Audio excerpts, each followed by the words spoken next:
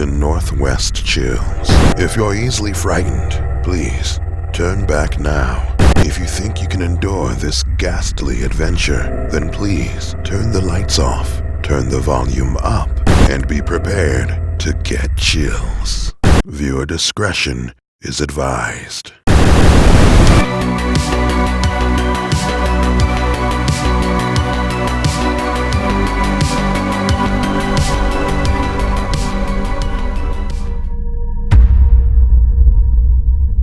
Burlington, Connecticut is a sleepy town on the western side of the state, lush in forests and swamps as it is in history.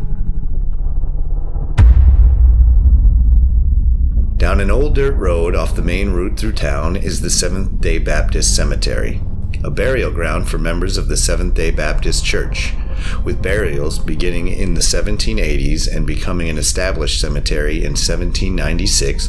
Roughly 35 people have been laid to rest eternally in these hallowed grounds. Local folklore often refers to the site as Green Lady Cemetery. Reported sightings of a woman with a transparent green glow wandering the woods have terrified onlookers for decades. Many locals believe the apparition to be the ghost of Seventh-day Baptist Elizabeth Palmiter.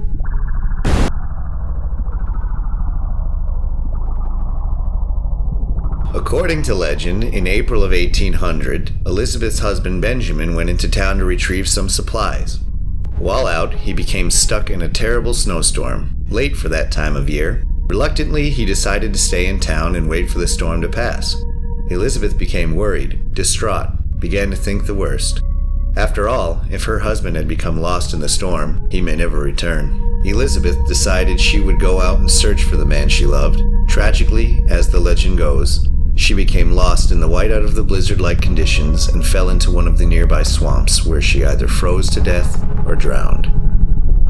Like a fork in the road, the tales branch out at this point. There are many different theories as to what happened after Benjamin returned.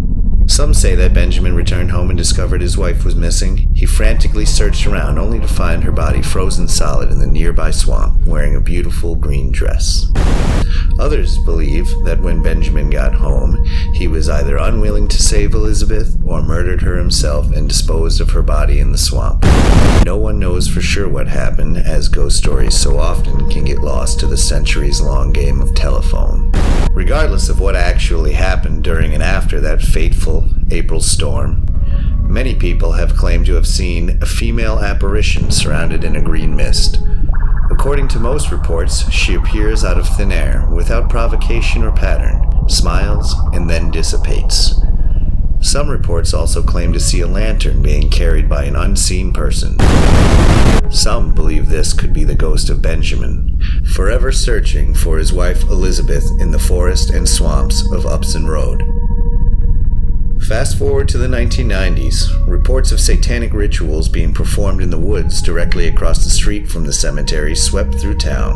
In 1996, 2 CCSU students stumbled across a giant stone altar in the woods.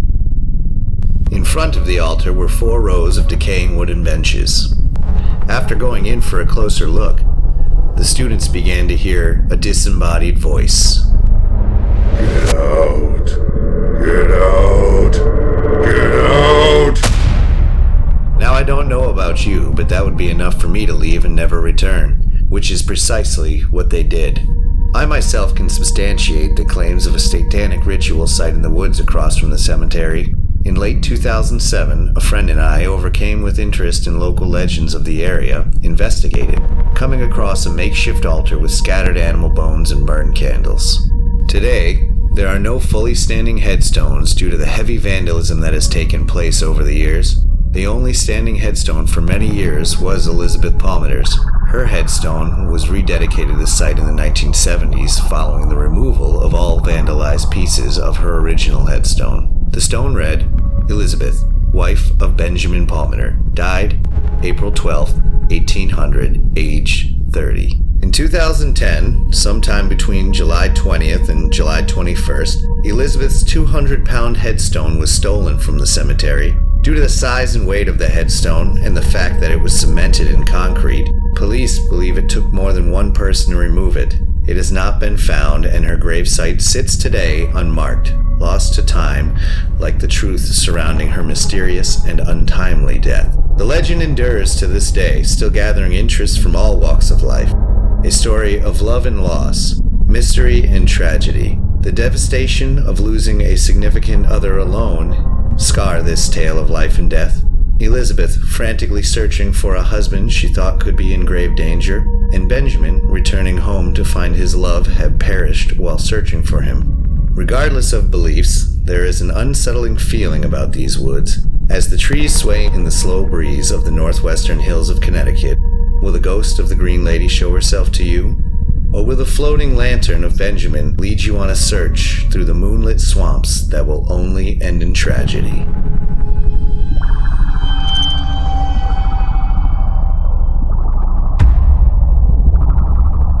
Only a few miles away from the Green Lady sits Lamson Corner Cemetery, located where Connecticut Route 69 and Scoville Road meet. The cemetery sits on top of a small hill and is surrounded by stone walls.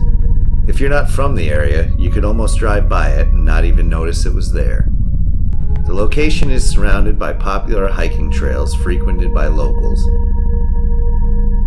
The woods surrounding it are said to be littered with the foundations of a long-gone settlement formed in the late 1600s to early 1700s, and those trails are precisely where a passerby saw what they believed to be a spirit. As the story goes, the cemetery is home to the ghost of a war veteran. There are plenty of war veterans laid to rest here, dating all the way back to the Revolutionary War. One hiker reported seeing a man in uniform standing near a gravestone. The hiker called out to the man and asked for the time. It is then the man simply vanished into thin air. Upon further investigation, the hiker walked up to the headstone the man was standing near, to find that it belonged to a World War II veteran, although no name was provided. Lights and orbs have also been reported by motorists and hikers alike. There is an odd peacefulness and serenity to this cemetery, calming and unsettling at the very same time. The creaking of the tall trees is the only sound with the exception of the passing cars. The age and condition of the burial grounds suggest that many of those laid to rest here can do just that, rest in peace eternally. Personally, I felt a very strong sense of being watched while I wandered the grounds, perhaps by the soldier, or perhaps by another lost soul condemned to walk the thin veil between this world and the next.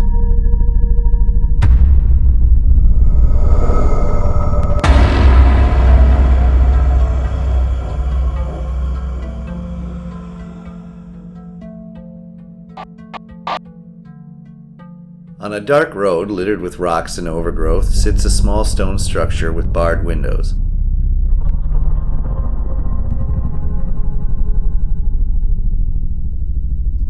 Heavily weathered by time and graffiti, floors littered with glass, bones, and tufts of fur.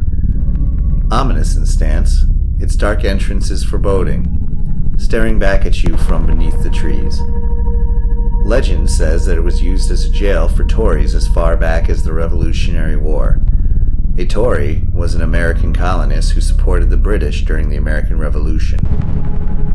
However, our research suggests it was more than likely built as part of a camp in the 1930s. Nonetheless, tales of hauntings and chilling encounters are scattered about this dark section of the Nassahegan State Forest. Many people claim to have seen the ghosts of British soldiers in chains. People have also reported hearing moans and echoes coming from the structure. We ourselves had a run-in with the unknown on this very site around a decade ago. We ventured into the structure in the middle of the night with a group of intrigued friends. As a few of us entered the building, a simultaneous uneasy feeling came about the group. Some said they could hear noises coming from the woods. Another said he heard shrieking like that of an animal. The hair on our necks was standing. While some ran to the cars, some snapped photographs of the dimly lit stone structure. It was then that we captured this photograph. An An apparition of unknown origin sits at the forefront of this unedited image. What could it possibly be? A ghost? A demon? Or simply a trick of the lens? Despite conflicting legend and reality of the site, one thing is certain. There is something different about these woods. We and our friends certainly had experienced something that night. Something out of the ordinary. Something strange and terrifying.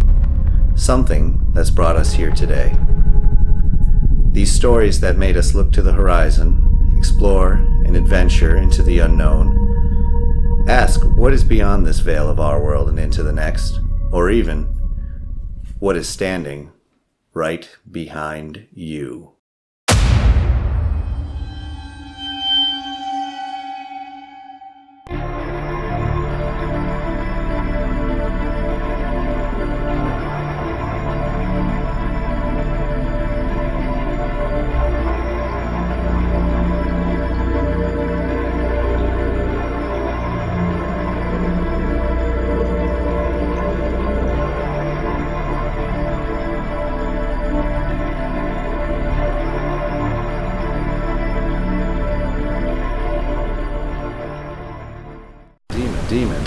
Demon.